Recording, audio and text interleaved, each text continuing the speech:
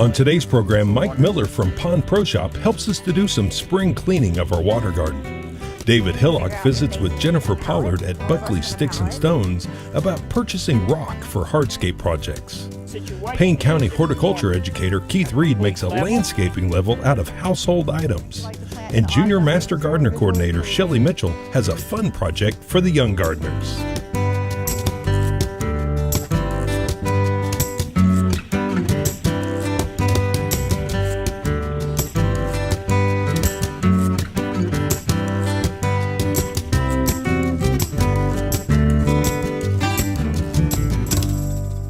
Oklahoma Gardening is a production of the Oklahoma Cooperative Extension Service as part of the land grant mission of the Division of Agricultural Sciences and Natural Resources at Oklahoma State University, dedicated to improving the quality of life of the citizens of Oklahoma through research-based information. Underwriting assistance is provided by TLC, Oklahoma's leading garden center, Southwood Landscape and Nursery, Tulsa's source for great gardens, and the Oklahoma Department of Agriculture, Food, and Forestry, helping to keep Oklahoma green and growing.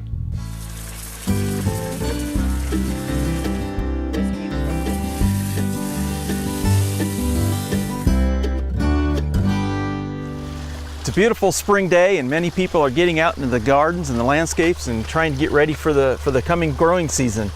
And one of the tasks that some people have is managing their water gardens.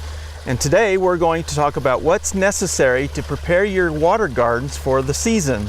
And today we're here with Mike Miller from Pond Pro Shop in Shawnee, and welcome. We're glad to have you here. Thank you, David. You're the expert on this stuff. Well, I don't know about that, but we'll do our best. All right. Well, our water garden was actually renovated a year ago, so it's pretty new and it's really not in horrible shape, but there are still things that we need to do each year to prepare the water garden so that it functions properly and is nice and healthy for the plants and the fish. Absolutely. It's been quiet for the winter, so now it's time to start thinking about what we're going to do to it. There are things that have gone on all winter long. We've grown some algae in the pond, and that needs to be taken care of. People have walked around here doing different things, removing plants, so we've moved some rocks. Those need to be put back in place. We're going to inspect the edges to make sure that none of the rubber liner is exposed. Okay. So we're going to put rocks back, we're going to pick up sticks, we're going to do a general maintenance cleanup around the outside of the pond. That's the first step. Okay. And that way we hope to identify if there are any leaks. We'll find a low spot or we'll find a wet spot, and that will allow us to begin to fix those things early in the season rather than waiting until later. Excellent. The next thing we probably would do is take apart the equipment and begin to clean the filtration out. That's what has spent the wintertime accumulating all of the mess that's in the pond. Okay. The normal part of the decomposition of organic matter, fish waste, fish food that we've put in there, that's all been collected in there, and we want to try and get that out now. So that's a very start important, the spring. Yeah, that's a very important part of the system, make it run functionally, and so we want to make sure it's nice and clean. Exactly. Okay, good. All water gardens and ponds require two kinds of filtration, mechanical and biological. We're going to concentrate pretty much today on biological filtration. We're going to be taking care of those parts of the system that assist us with growing bacteria colony that help reduce all of that organic matter in the pond. Excellent. That's what we're looking for. Very good. So we'll go ahead and you can walk us through the steps as we go, and we'll get the pond all nice and clean for the season. Okay. The first thing we're going to do is start over here with the skimmer. And that skimmer has a pad in it. That pad is to collect stuff as mechanical filtration. So we're going to take that pad out and clean it and get the skimmer all ready to go again for the season. It's been running, but we want to clean it up and just give it some general health check, make sure there's no leaks around it, make sure there's nothing plugging it up. So we're going to start with the skimmer. Okay. That's the easiest part. Then we're going to go to the waterfall filter. The waterfall filter consists of some biological media that grows a bacteria colony and some mechanical media that would stop trash from getting to that bacteria colony. Okay. We're going to take that apart and clean it out. We're not going to use chlorinated water unless we absolutely have to. We would rather use the pond water so that we don't kill off the bacteria colony. Small as it is this time of year, we want to save as much bacteria as we can. So we'll clean it out with pond water and make sure that it's all ready to go again, put it back together. On this particular water garden, we have a pressurized filter that operates very similarly to a swimming pool filter that you might be familiar with. Okay. Where we're going to turn a dial on it. When we turn that dial and turn the pump on, it's going to backwash that filter and blow all of the trash out that's been accumulated over the winter. So we'll blow that out into the garden where it can do us some good because it's really fertile water. Oh, okay. So once we get that out, cleaned up, we'll set it back and we'll be ready to go then with the actual pond itself. Then we're going to do a drain. We'll take out part of the water. We're going to try and reserve on yours as much water as we can. We think that's an eco-friendly thing to do, where we're going to take out some of that water. It's really still good. There's no problem with it. We're going to put it back in at the end of the process, but we brought some big tanks with us that we can catch that water in. We'll capture as much as we can and then transfer the fish to their own water. And we've got an aerator in there, so they're taken care of oxygen-wise at the same time. Once that's done, then we'll begin to vacuum out the pond. And the vacuum that we'll use is a pond vacuum, not a normal shop vac. Right. If you have a very, very small pond, you might use a shop vac, but that's really a hassle. You're talking about sucking up 10, 15, or 20 gallons of water, then taking the lid off, carrying that somewhere. And remember, water weighs 8 pounds a gallon, so you don't want to carry it too far and dump it. And that's good water for your garden. It'll grow plants very well, but it's not real good for your pond. So we want to be able to use a vacuum that allows us to both create suction and take from the pond, and has a discharge on it that would run it out into the garden. Oh, okay. This has 2 cylinders. When one fills up, it starts to discharge and the other one fills up. So it's a constant motion, suction, discharge, So that's called a pond vac. And there are several of them on the market. This one happens to be an Awasa PondVac 4 with an 1800 watt motor on it. Okay. It'll do all that we need it to do, comes with several different nozzles. The question I get asked a lot is, won't it suck up my fish? If you leave your fish in there, then it might actually do that if you have the wrong nozzle on it. But normally, no, it won't. And it also won't pick up the rocks.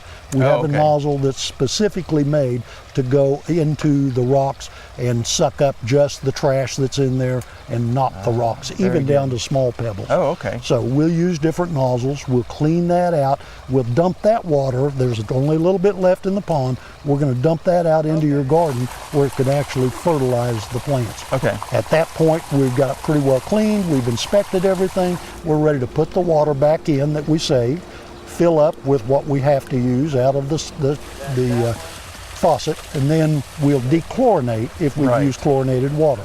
Now, if you're on well water here, we won't have to dechlorinate, but most people would have to. So we'll use a dechlorinator to take all that chlorine and chloramine out. I know Stillwater uses chloramines in their water system as well, and we'll clean that out. Then we'll restart the pond with the fish in place, and we'll start to add back bacteria so we can build that bacteria colony up to a point where it can now begin to function properly. It's been dead pretty much for the winter time because it doesn't like cold weather. But now that it's starting to warm up, the fish are active, they're releasing waste. That ammonia is going to become toxic if the bacteria is not there to convert it. We're going to let that happen, and we're going to help it by adding bacteria to it. We have a couple of different products we're going to use to remove some of the algae. We're not going to remove all of it, you never can, but we want to take care of the biggest part of it so that you can still enjoy your water garden for the beginning of the season. So Mike, now that we've completed the initial spring cleanup, what's our next step? Well, this is phase 1. Phase 2 would be adding in the plants and then sitting back and enjoying your pond. By the time you get your plants in place, you're going to start growing some algae too. So you're going to want to treat on a regular basis with algae and bacteria to keep that algae at bay. And then you're just going to enjoy your pond for the rest of the season. Excellent. Well, as we could see today, we could do it ourselves if we wanted to, but you can also hire a contractor, a landscape group that knows how to maintain these for you, right? Like we had Shades of Green Landscaping today out of Hare come in and do this job. There are contractors in the state who do this on a regular basis.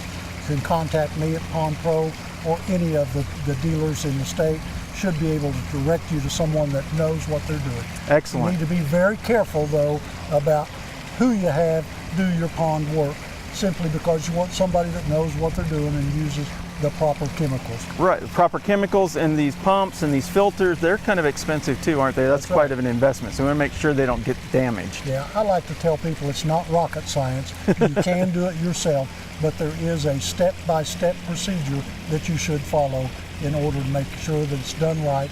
Your fish and your pond and your plants are all healthy. Excellent. Well, thank you. We'd like to thank Shades of Green. We'd like to thank you for coming and visiting with us, and we look forward to a wonderful season. All right, thanks for having us again. You're welcome.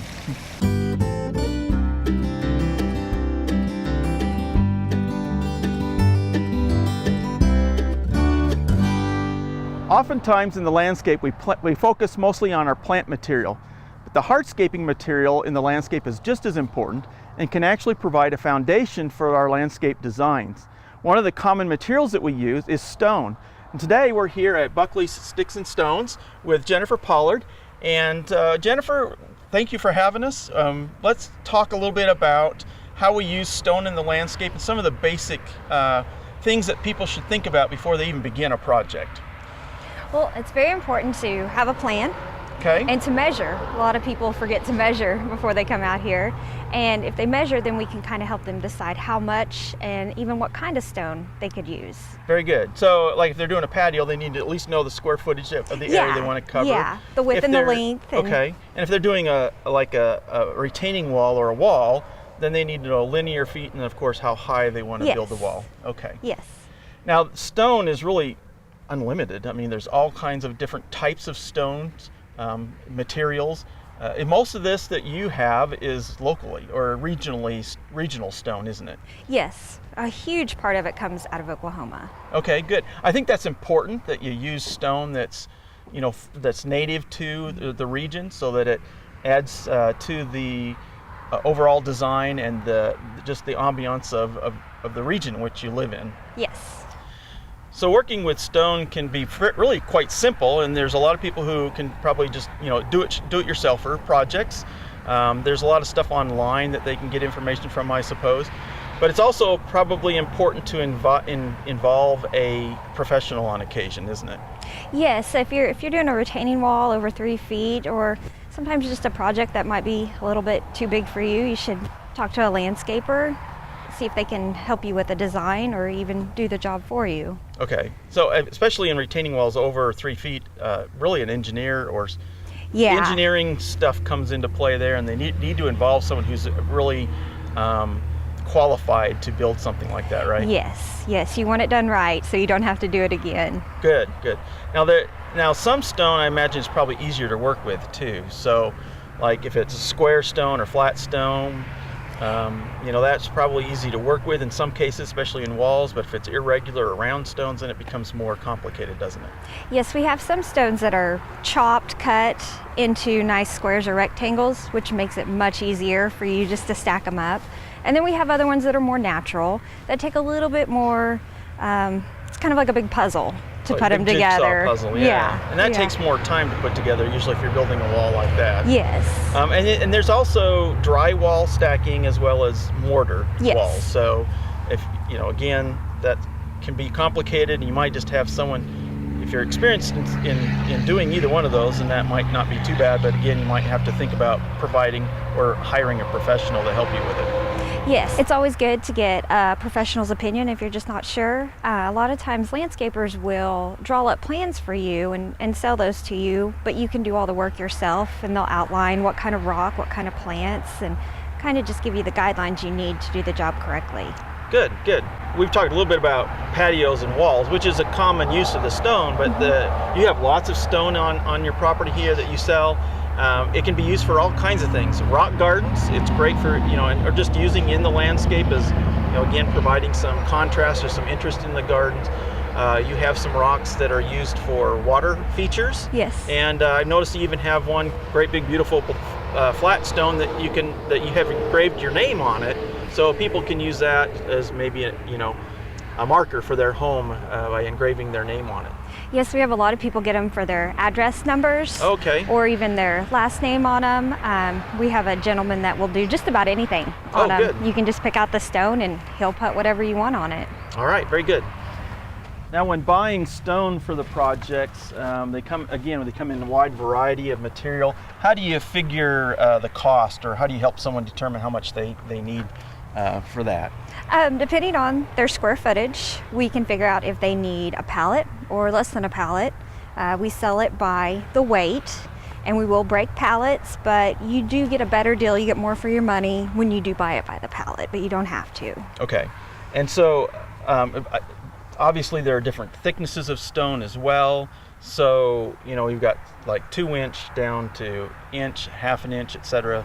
So the thinner, the thicker the material, the more sturdier it is, correct? Mm-hmm. So if they're using it for a space that has a lot of foot traffic, or they're using, having heavy furniture or whatever on it, then they want something a little bit thicker than the thinner stuff.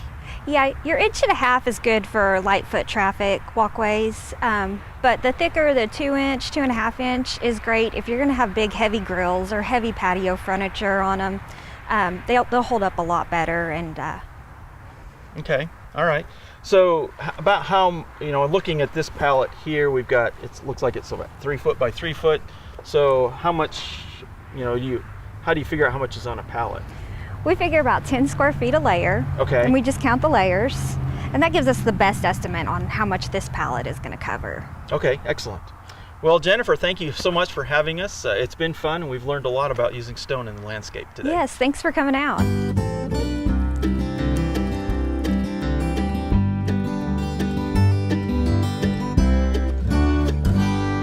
Today we're in the studio garden. Actually, we're in our herb garden where we're looking at a major renovation project. As you can see, the herb garden is no more, and we're preparing to come in and completely reconstruct it. New pavers, or new walking surface at least, and also new raised beds. And before we move any further with the reconstruction project, we actually want to stop and check and make sure that our elevations are correct, so that we don't have any drainage issues. The last thing we want to do is come in here and build this area up only to create a dam of sorts, and if we were to do that, in this case, we would actually flood our pond, and we certainly don't want to do that. So to do that, there are a number of options. First of all, I could just trust my eyesight, and I could look at it, say, does that look level, and call it good. Unfortunately, experience has taught me that my eyesight is not always the best measuring stick, and I'm getting at a point in my life where I don't necessarily like the idea of doing things twice just because I was too stubborn to check it the first time. So let's eliminate eyesight as an option today. The second option would be to go to a equipment rental store and rent a surveyor's level or a laser level. And if you happen to have one close by, that's certainly an option. Computerized these days, those things are fairly easy to use with a minimum of training. So that, I think, is a good option if you have one close by. Or you could simply use a few common supplies that each of us as gardeners have in our own garden. And so that's what we're going to use today, and that's what I'd like to demonstrate. So all we need is a garden hose, a couple of pieces of clear plastic hose, some tape, a couple of measuring sticks. I've simply grabbed a couple of yardsticks because that's what I had on hand. I could also just put a tape measure here, or I could just simply put some marks on this cone. And then I've chosen a cone today, but basically use anything to support this. And so the basic idea is we're taking advantage of a principle of water, and that's that it always seeks level. So that, as you can see on the water right here, that it's going to be the same level as this cone back over here. And so, no matter where I move this cone, I'm going to be able to gauge the difference between this cone and this cone. So now to check the level, for example, of this wall, even though this is temporary, I think for purposes of a demonstration it'll work quite nicely.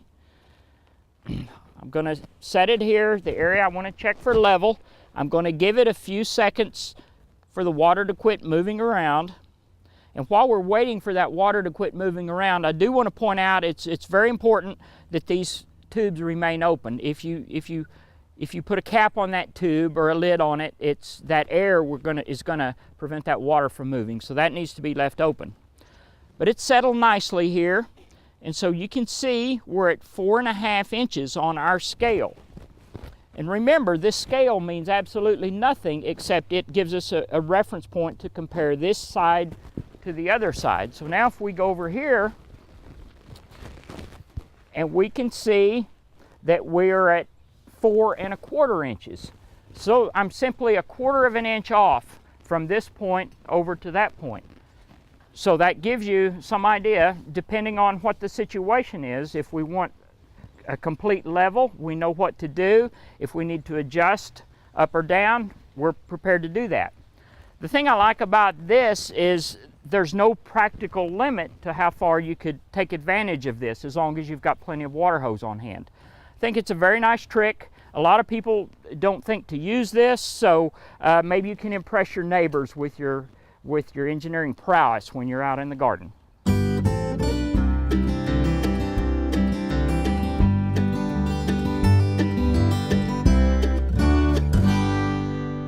I'm Shelley Mitchell. I'm the state coordinator of the Junior Master Gardener program, and today I thought I'd show you a fun little project you can do with kids called a gnome garden. And so I brought 3 different kinds of plants, because usually when you plant, you like to plant in odd numbers. It's more visually pleasing. And I kind of used a little flower arranging secret, and I brought a thriller, a filler, and a spiller. So you can see we've got the thriller here, the filler, and the spiller. It's just kind of a visually pleasing arrangement. So the first thing I'm going to do is I'm going to plant some plants in here, and then I'm going to decorate it like a little gnome garden, because kids like that kind of stuff. Now I'm using a container that does not have holes in the bottom, so you have to be really careful when you water, because I want it to not have holes in the bottom so I can just put it on a table and not worry about a saucer. But you got to be really careful with watering, that you don't overwater it. And I kind of put everything towards the back so that I have room up in the front to decorate. I just kind of chose some plants that are green with a little bit of color, and they'll grow, and I'll either have to trim them or transplant them, but for now it'll make a cute little garden.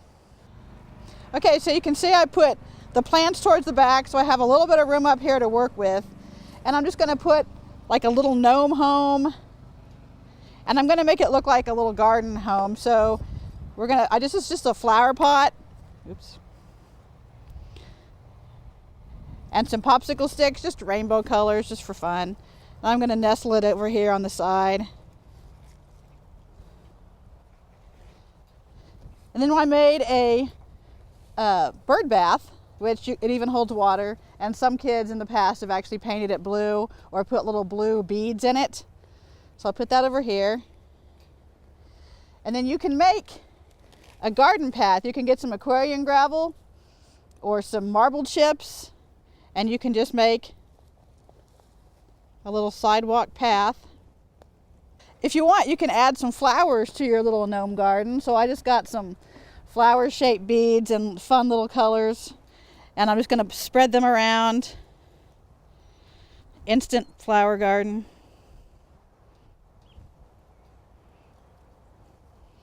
Put some behind the flower.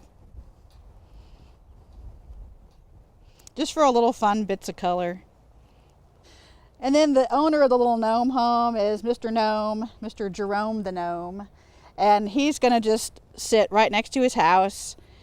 Or you could use all those McDonald's toys that are piling up in the bottom of your kid's toy chest. And then just for fun, I also have a little plastic frog. There's plastic insects, whatever you want. And you can just hide him back in here. So this particular garden didn't have much room left, but depending on which size plants you use, you can have more room to mess with, or you can put in fewer plants or smaller plants. But eventually they're going to grow, and you're either going to need to transplant them or take out the gnomes. But it's a fun little project you can do with kids.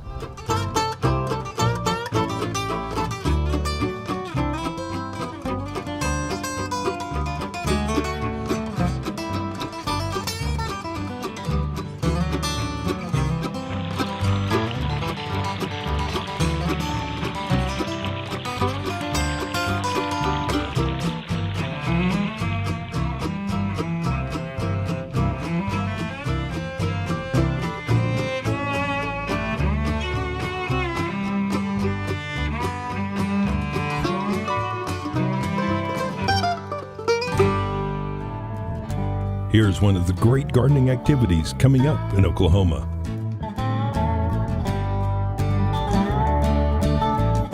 Next week, we're back with more former hosts of Oklahoma Gardening.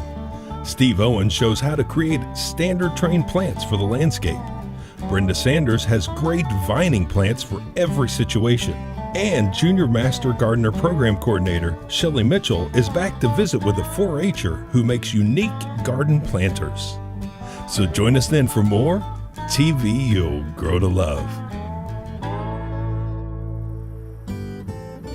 To find out more information about show topics, as well as recipes, videos, articles, fact sheets, and other resources, including a directory of local extension offices, be sure and visit our website, oklahomagardening.okstate.edu.